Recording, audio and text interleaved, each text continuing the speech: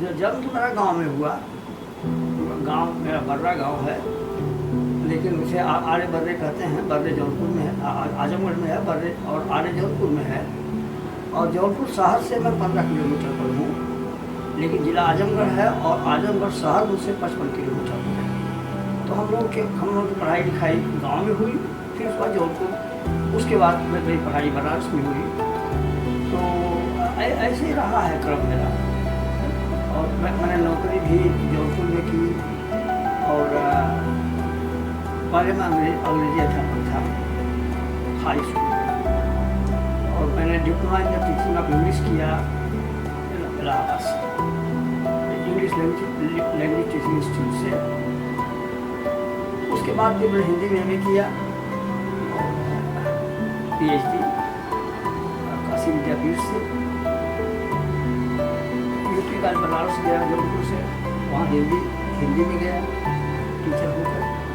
और बाद में 1976 में मैं गया पटना, वहाँ पर उदित नारायण स्नातकोत्तर महाविद्यालय, वहाँ मैं 25 वर्ष रहा। वहीं से मैं सेवानिवृत्त हुआ। देखिए, लिखना तो मैंने शुरू कर दिया था हाई स्कूल से ही।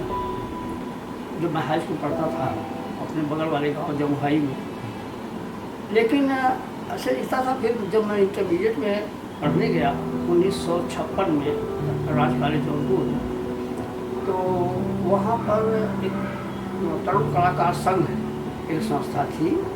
उसमें मेरे गुरु थे संस्कृत के, तो पंडित नागेंद्रनाथ उपाध्याय, वे मुझे अपने साथ ले गए और उन्होंने कहा कि मैं ही अध्यक्ष रहूँगा। और वहाँ वे अध्यक्ष थे। उनकी मेरे मित्र अजय कुमार ने लिखा भी है कि मैं उनका उनकी डायरी में लेके गया था, और वहाँ मुझे पहली बार कविता सुनाने का मौका मिला। तो वहाँ अजय कुमार के मित्र के छोटे भाई थे मधुर कुमार, जो मेरे साथ पढ़ते थे, लेकिन कोई परिचय तो था नहीं, क्योंकि मैं नया नया गया था गांव से, और वे नगर के थे। तो मधुर ने देखा कि तो मेरे साथ पढ़ता है, तो अजय कुमार ने फिर कहा, अलग मुझे बुला करके, जब कवि गोष्ठी खत्म हुई, तो उन्होंने कहा कि तुमको ये खबर कर दिया करेंगे मधुर, और तुम आ जाया करना। तो फिर मैं बराबर हर गोष्ठी में जाने लगा। वही शुरुआत हुई। उस समय वहाँ के बड़े कवियों में प्रोफेसर श्रीपाल सिंह सेन थे, और रूपनाथ त्रिपाठी थे, कामिल शफीकी थे। ऐसे कुछ लोग थे जो बड़े बड़े नाम थे। लालजी सिंह थे, अमर बहादुर सिंह थे, और गंगा प्रसाद कुशवाहा अनंत थे। तो वे अनंत कुशवाहा के नाम से लिखते थे। और एक मेरे मित्र, उसमें बड़े अच्छे मित्र बाद में हुए, प्रदीप कुशवाहा, वे थे। ऐसे कई लोग उसमें थे।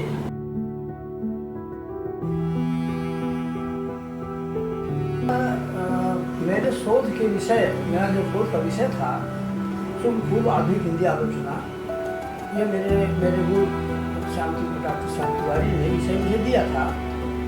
लोग यह कहते थे कि शुक्ल जी से ही आधुनिक आलोचना शुरू होती है हिंदी में।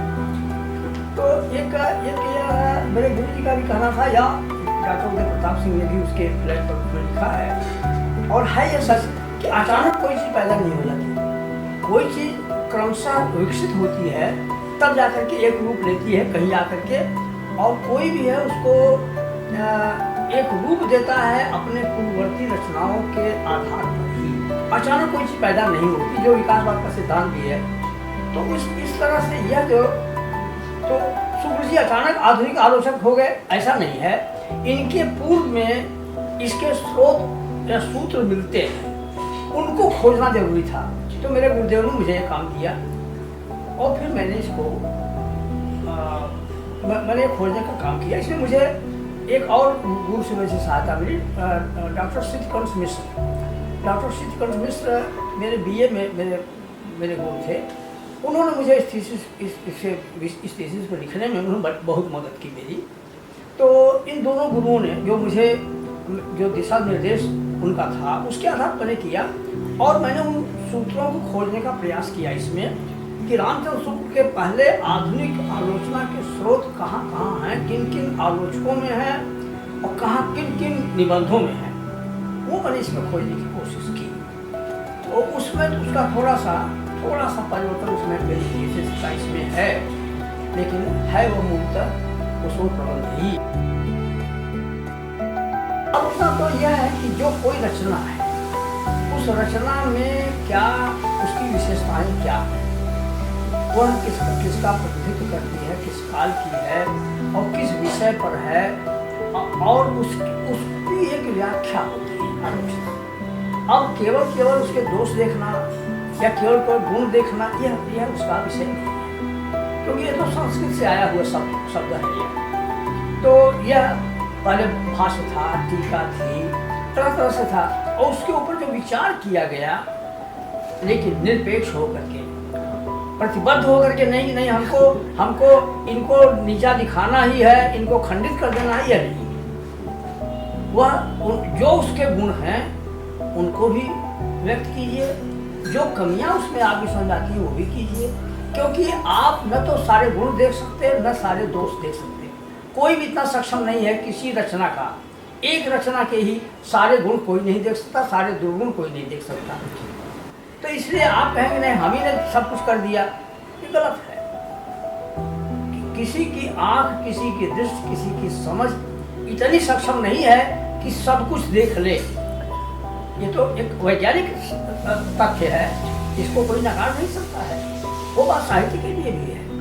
तो मैंने जो किया एक रूपरेखा तैयार की कि उसको आलोचक जो आगे के हैं वे सोचें, विचार करें, और वे आलोचक जो बिल्कुल दबे हुए थे, जिन पर प्रकाश ही नहीं पड़ा था, उनके बारे में लोग लगभग हल्का फुल्का जानते थे, और उन पत्रिकाओं को जो अब नहीं ही मिलेंगी, मुझको उस समय मिली, कहाँ से मैंने खोजा उनको, और उन जैसे विदेशियों ने जो पुस्तकें लिखी, रामचंद्र शुक्ल ने कहाँ से ले करके इकट्ठा किया, किसी का नाम लिया, किसी का नाम ही नहीं लिया, वो भी है।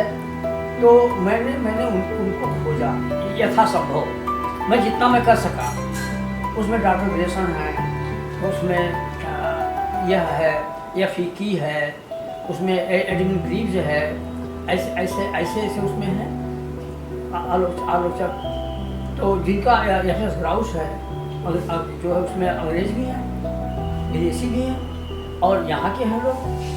तो काफ़ी हुए लोग, और शुक्ल जी ने मिश्रबंध हुआ, मिश्रबंधों की भी उपेक्षा की शुक्ल जी ने, लेकिन मिश्रबंध इतने उपेक्षा के योग्य नहीं है। हाँ, तो उनका भी योगदान है, उसको स्वीकार किया जाना चाहिए।